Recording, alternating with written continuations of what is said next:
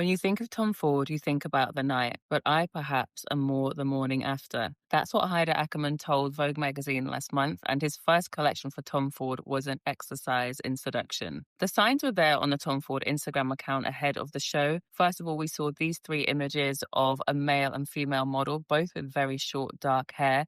He's got no clothes on, and she's just wearing tights and heels. In each image, the male model is holding a Canon camera tethered to a laptop, showing us that they're having a little photo shoot that only they can see. But of course, there is somebody else watching, and that's us, the viewer. Next, we saw this beautiful image of a black strip of leather tied around a rare white anthurium lily, again, perhaps hinting that we're going to see something quite different. When it came time for the first models to emerge on the autumn-winter 25 runway, the first thing I noticed were these steamed up mirrors that they walked past. It was as if they'd just taken that morning after shower. And you can even see a little love note, "I heart Tom," written here in the steam. Over the past few years, there's been a conversation around the concept of yearning and how people just don't seem to be able to do that anymore.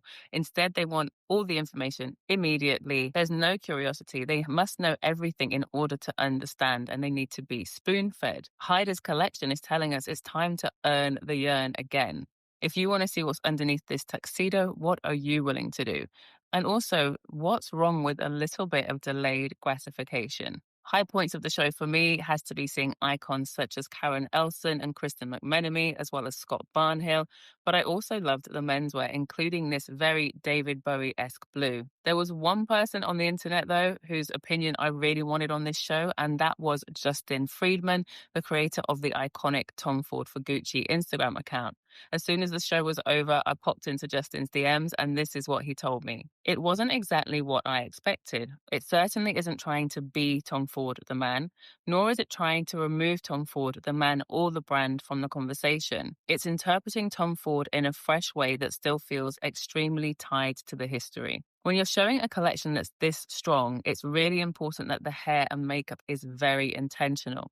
As such, the icon that is Guido Palau created these very strict, restrained looks. Each model wore this very blown out look away from the face, quite sculptural and also a little bit alien-like. On makeup, it was Lucy Bridge, and she gave many of the models this very glossy red, almost bloody lip, while others wore just a simple wash of green or lilac across the eyes. In conclusion, I think this show was Haider Ackermann showing us who he is and introducing us to a brand new start for Tom Ford.